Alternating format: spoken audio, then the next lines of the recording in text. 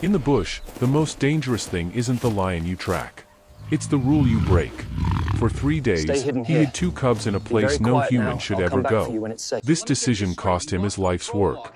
But what those lions learned during those 72 hours, that is the secret that will later save him from a betrayal he didn't see coming. Before we begin, tell us where you are watching from and make sure to like, comment, share, subscribe and turn on notification, so when we drop an interesting video, you will be the first person to see it. Ranger Kofi Agyemang, lean and resolute in his pressed uniform, moved with the quiet efficiency of a man whose reputation rested on discipline. At 32, he was Kwesi's most promising protege, his name already whispered for a future senior warden position.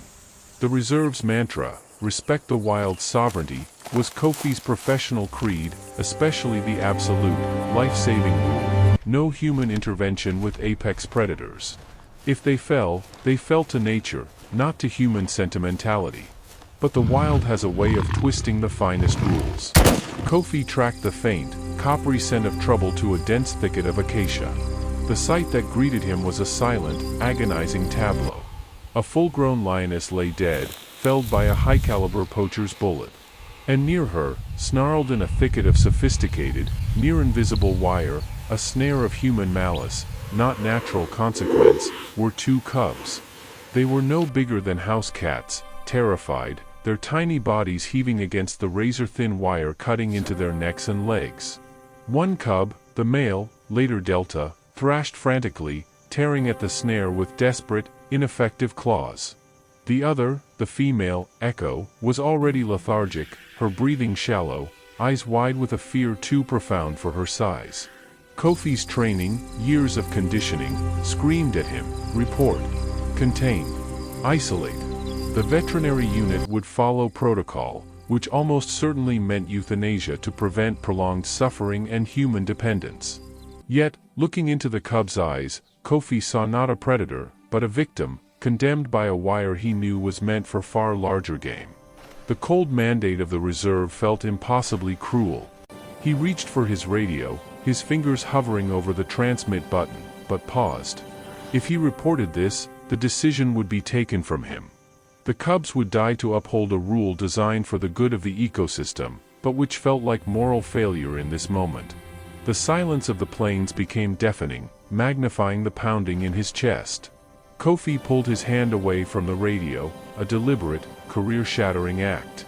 He pulled his knife, and with surgical precision, he began the agonizing process of cutting the snare, a silent, treacherous covenant with the 2 desperate creatures. He worked with speed born of fear, administering a quick sedative he carried only for emergencies, praying the dosage wouldn't kill them. He knew he couldn't leave the poacher's specialized snare technology exposed. He removed the entire coil, bundling it as evidence, but the act of rescuing the cubs was now purely his secret. Using an older, unassigned reserve vehicle and covering his tracks flawlessly, he smuggled the 2 injured, sedated cubs far from his patrol zone, deep into an abandoned ranger outpost known only to a few veterans.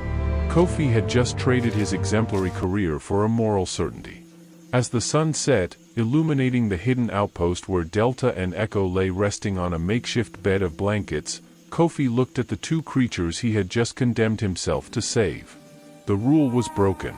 The countdown to discovery had begun. The abandoned outpost was a concrete and corrugated iron shell, suffocating in the heat and thick with the dust of disuse. It was Kofi's refuge, and his prison. For 3 days, sleep was a luxury he couldn't afford. Every distant engine rumble, every crackle of static on his reserve radio, tuned to low volume and used only for listening, sent adrenaline spiking. Paranoia was his new partner. He moved like a thief, masking the scent of the smuggled milk formula and the small, telltale whines of the cubs with dried brush and diesel fumes. Delta and Echo were ghosts of their wild selves. Their initial terror was a physical force, expressed in desperate growls and snapping lunges, pure, terrified instinct. Kofi's first challenge wasn't just physical care, but overcoming their ingrained, species-level revulsion to human contact. He worked meticulously, starting with the wounds left by the snare. Using a gentle syringe, he flushed the raw, inflamed tissue, whispering constant, low tones, a repetitive, rhythmic hum designed to override their panic centers. He learned quickly that loud commands meant threat, but his quiet, sustained resonance meant patience. The breakthrough came on the second night. Delta, the more resilient cub, finally relented. After hours of rejection, Delta's tiny, bandaged paw stopped swatting the rubber syringe, and he began to suckle the warm formula. When Kofi gently stroked the cub's head, a massive, forbidden gesture, Delta didn't flinch. Instead, he leaned into the pressure, a tiny purr vibrating in his chest.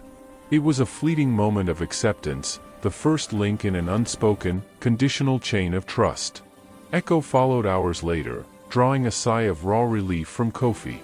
His precarious sanctuary nearly collapsed just before dawn on the third day. A sudden, sharp burst of static cut through the humid stillness.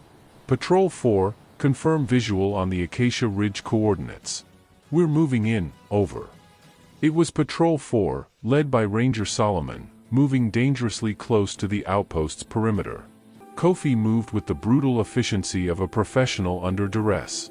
He scooped up both cubs, wrapping them tightly in the blankets, burying them beneath a pile of heavy equipment, and masking the sound with the scrape of a metal shovel. He stood over the hiding spot, heart hammering, ready to feign repairs on the derelict shack if Solomon appeared. The silence returned minutes later, but the close call was a cold, stark warning. He couldn't risk another day. Looking at the cubs, stronger, wounds stabilizing, eyes clearer, Kofi knew he had accomplished the impossible, survival. Now came the unavoidable sacrifice. He had violated the rules to save them from poachers, but he could not violate them further by domesticating them. He needed to prove they were wild, capable, and terrifyingly free. He looked at his field watch.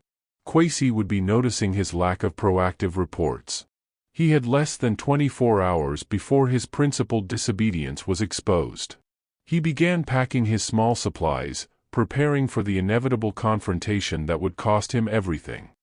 Kofi felt the scrutiny before he saw the dust cloud. The air in the abandoned outpost felt heavier, charged with a silence that was unnatural even for the deep bush. He was applying antiseptic cream to Echo's tiny wound when his stomach lurched, the soft, deliberate crunch of a government-issue Land Cruiser pulling to a stop 100 yards away. It wasn't a patrol, it was Kwesi. Warden Kwesi didn't need to use the radio. He strode into the clearing, not shouting, but moving with the heavy finality of a judge delivering a verdict. He stood at the entrance to the shack, his shadow eclipsing the last rays of morning light, his gaze falling first on the scattered supplies, then on the terrified cubs hidden behind Kofi's back. Kwesi's face, usually stern but readable, was a mask of profound disappointment. It was worse than anger. The snare was a custom piece, Kofi, Kwesi said, his voice low, measured, and devastating. The kind we see only once a year.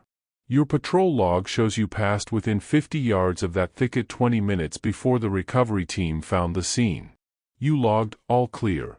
You knew what those poachers were using, and you failed to report it. You failed your team. Kofi slowly stood up, placing himself between Kwesi and the cubs. He didn't deny it. I found the cubs, Warden. Caught and dying. Not by nature, but by human cruelty. I couldn't leave them. Kwesi stepped forward, his eyes fixed on the makeshift sanctuary. He saw the precision of the medical work, the careful arrangement of the blankets, and the way the two lion cubs, Delta and Echo, flinched from his presence but stayed settled against Kofi's leg. That tiny act of trust, the very thing Kofi fought to conceal, was the incontrovertible evidence of his crime. You didn't save them, Kofi. You corrupted them.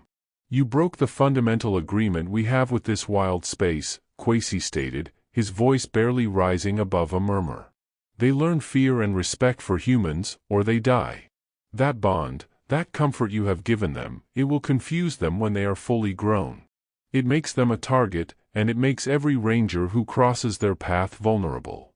Kwesi's argument hit Kofi with the force of physical blow. He tried to defend his action, his voice thick with emotion. It was 3 days, sir. A few days to mend what the poachers broke. I bought them a chance. The alternative was a bullet. I couldn't administer it. Kwesi looked away, rubbing the back of his neck. I know you, Kofi. I know your heart. And that heart has just cost you everything. Effective immediately, you are relieved of your tracking duties. You will escort the cubs to Sector 7, the wildest, most isolated boundary, and release them. You will then report back for disciplinary action. The order was absolute. Kofi's body went cold as the weight of the decision settled. Not only was he caught, but his reward was the immediate end of his high-flying career and the immediate forced expulsion of the very lives he saved. The chapter ends on the agonizing demand. Kofi knelt, looked at the quiet trust in Delta and Echo's eyes, and realized he now had to break the bond he had just created. He had to lead them out, leave them to their fate, and report back to face his own. His silent walk toward Sector 7 began, his future dissolving with every step. The disciplinary council meeting was not a negotiation, it was an execution. Kofi stood before the panel of veteran wardens, Warden Kwesi seated prominently among them, his gaze fixed and devoid of sympathy. The charges were read with cold formality: gross misconduct and unsanctioned predator intervention. Every word was a nail in Kofi's coffin, documenting his precise route deviations, the smuggled supplies, and the 3 days he spent nursing the future apex predators back to health. Kofi spoke only when asked, his voice steady. He didn't defend his actions with excuses, only with moral clarity. The law is for preservation, sirs. What I did was for life. If a rule demands that we leave a snared cub to suffer because a human set the trap, that rule is broken, not me. His dignity only hardened the warden's resolve. They saw arrogance where he saw conviction. The sentence was severe: public stripping of rank, salary cut, and demotion to permanent perimeter patrol. His new assignment was Sector 7, the wildest, least patrolled boundary, a professional dead end designed to sideline him. He was a symbol, a warning against empathy in the face of protocol. Before reporting for his new duty, Kofi had one last, agonizing task: the release. He drove the cubs in a covered crate to Sector 7, a raw, unforgiving landscape. He parked the vehicle and knelt by the crate, his hands trembling for the first time since the rescue began. This was the moment of ultimate betrayal. Kofi opened the crate. Delta and Echo cautiously emerged, no longer terrified, but confused. They looked at the boundless savannah, then immediately turned back to the familiar, comforting silhouette of the man who smelled of antiseptic and safety. They chirped, small, pleading sounds, expecting the touch, the low hum of assurance. He knew that if he touched them now, if he responded to their need, he would doom them to seek out humans forever. He had to be cruel to be kind. Kofi steeled himself, using the specific, rhythmic, low-frequency vocal pattern, the same one that calmed them, but this time, he layered it with a strange, high-pitched dissonance, a noise calculated to repel and confuse without inducing outright fear. He watched as the cubs recoiled, their confusion turning to a deep uncertainty. Kofi turned his back and began to walk, slow and resolute, never looking back. The silence behind him stretched, an unbearable weight. He listened for the sound of them following, ready to chase them off if they tried. After what felt like an eternity, he heard it, not a whimper, but the rustle of small bodies moving away from him, toward the heavy brush, their instinct for survival finally overcoming their human-forged trust. Kofi reached the vehicle, stripped off his tarnished insignia, and logged his first entry as a perimeter ranger. His stellar career was over. But in the hostile silence of Sector 7, a secret, untraceable legacy had just been born: 2 lion cubs who remembered a man who chose life over the law. Years bled into the red dust of Sector 7. Kofi Agyemang, once the pride of the Ranger Corps, had faded into the reserve's quiet periphery. The demotion had done its work. He was now the outsider, the man who let his compassion override command. His uniform was faded, his face weathered, and his solitude was broken only by the crackle of a distant radio chatter he was rarely meant to join. Yet, he was fiercely effective, anticipating Poacher movements with an almost preternatural instinct, relying on instinct where he once relied on procedure. His colleagues viewed him as a pariah, the soft ranger, but the solitude had sharpened his connection to the reserve. He knew the wind's language, the silent messages carried on the shifting sands. And sometimes, he saw the legacy of his downfall. It happened late one evening, during the cool transition from dusk to night, while Kofi was checking an electronic fence line. He smelled them first, the deep, rich scent of healthy, full-grown Pride members. He froze, his hand dropping slowly away from the sidearm he rarely drew. Stepping into the clear view of the moon were two magnificent young adult lions. They were sleek, powerful, and utterly wild. Delta, the male, carried himself with a heavy, watchful authority. Echo, the female, moved with sinuous grace. They were perfect specimens, thriving. They had survived, against all odds, and against the rules. They were barely 30 feet away. They should have avoided him entirely, or, if startled, lunged. Instead, they stopped. They simply watched. There was no fear, and crucially, no aggression, just a quiet, deep focus. Kofi stood his ground, letting the moment stretch, his heart aching with the profound significance of their presence. It was the acknowledgement he was stripped of in the council room. It was the confirmation that his sacrifice had been right. After several minutes, Delta simply turned his massive head toward the savannah. Echo followed.